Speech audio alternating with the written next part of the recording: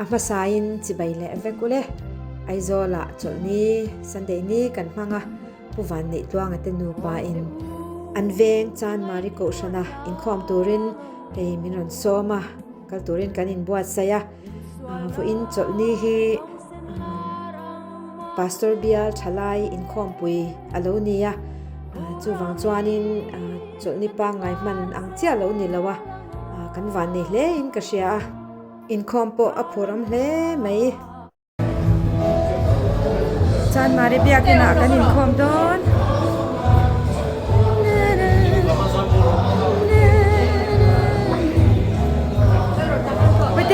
Bete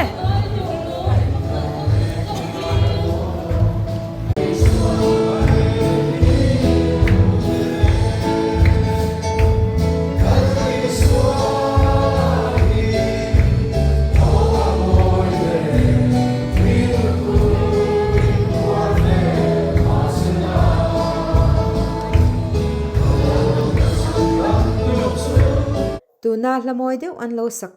thup mai kha ka hriat ngai alani lawa amoi ka ti hle mai na sak ve ngei chi ni Chanmari biakin hi aizol khopui lai li bera omani veya member an tamin thalai an tama nuam kan ti hle mai comment kan do ne KTP in khawmpui kan han nang ve hlau maya azai thiam chi sang in zai an rema zai pol thiam tak an oma beng po atlai hle maya zai pol longai thlas chunjam ze lang wa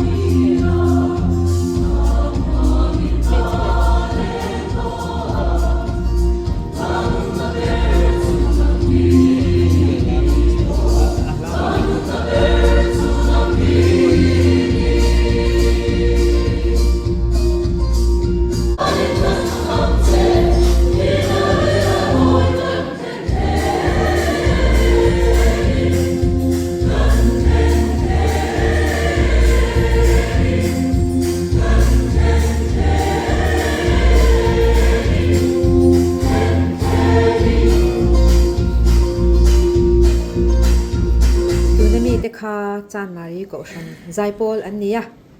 tuna chuanin Chanmari Bial zaipol combine an lo zai ve le dona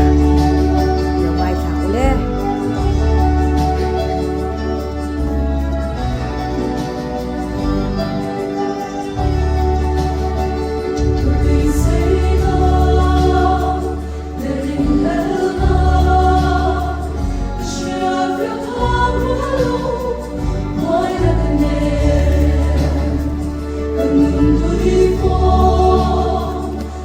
Hãy subscribe cho kênh Ghiền Mì Gõ để không bỏ lỡ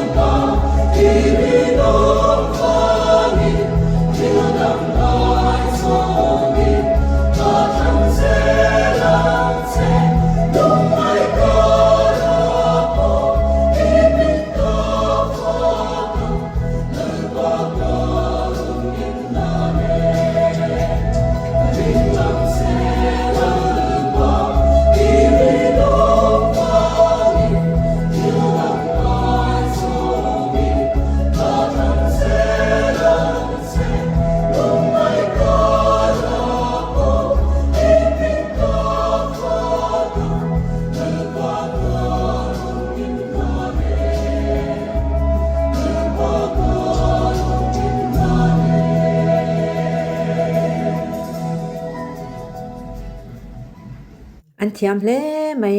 bengat lai e tuna chuan lai tlang ko shan cycle no ngai thave leila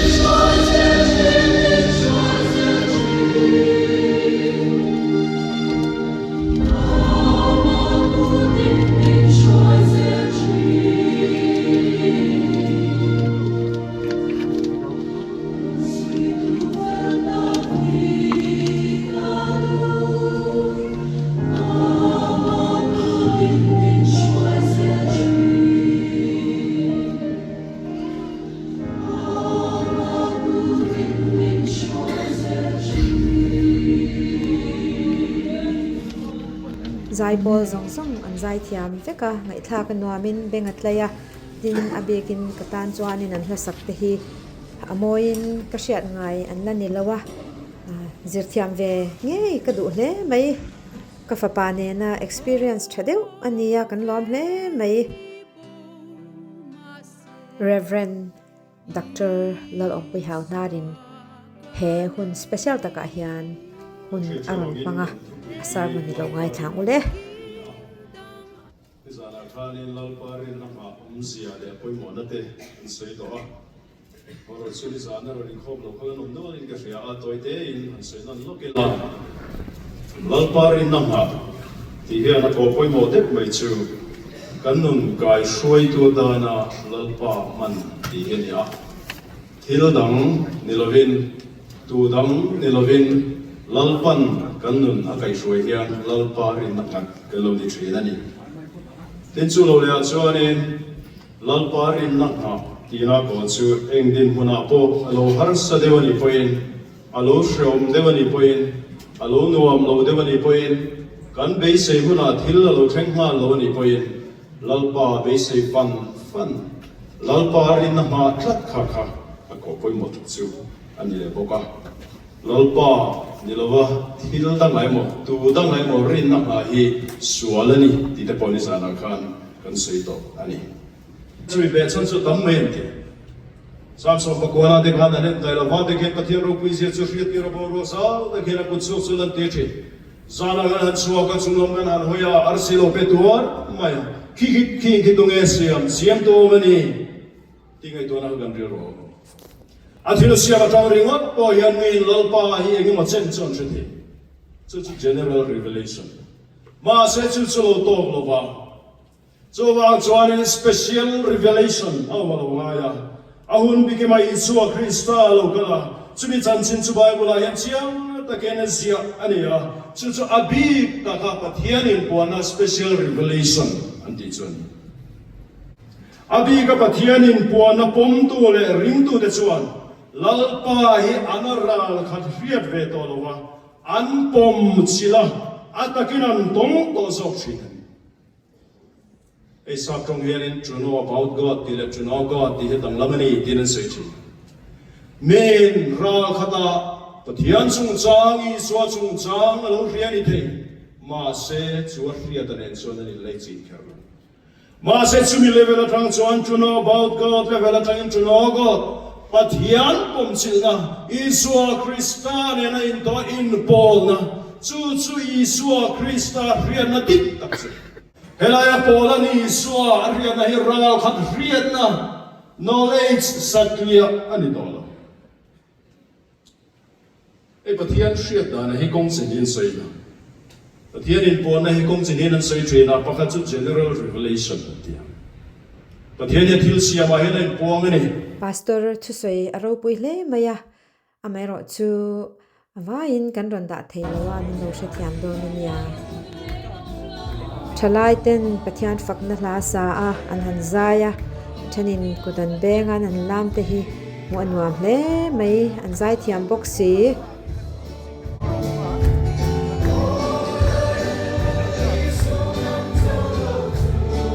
income nuam kan ti hle a income ban nu chuanin hei kan thian nu zo khumi tenen kan hanin huwa awahan lomam em ma dai kum somnga don thokal ta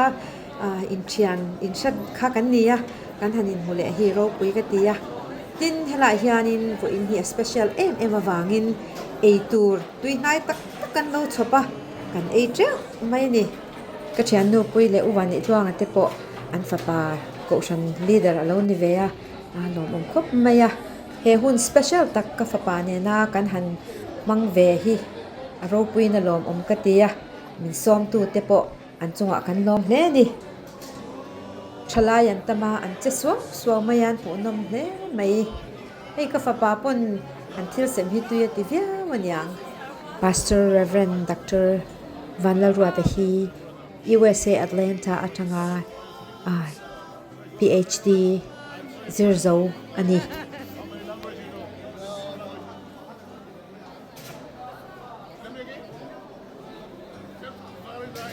thian te ho nen thla tam tak kan han la boka anuam mu pop le mai Okay.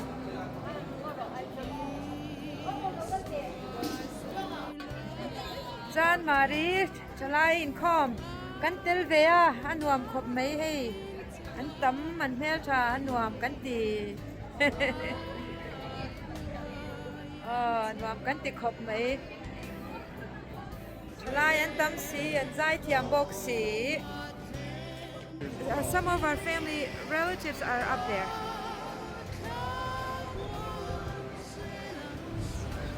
Right here is not a really good Chalai income Bial income ania Chumit nuwa hey ei tur ten sema thing pui le chang ti hian Chalai te an zi moi mai khu lai khon in chen chu in chu wan oma oh min lo oh ka thing pui le chang mo oi fel tu a chen ti la chate nala mel chalom tak chala income Chanmari kan han income ve a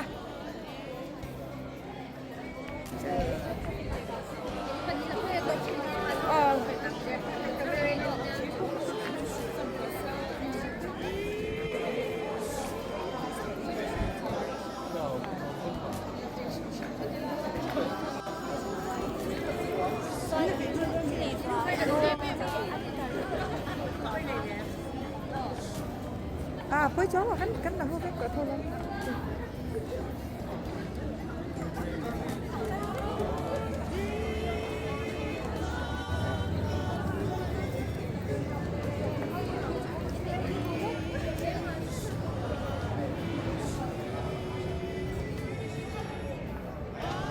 Van Hel, Va Nuam Em.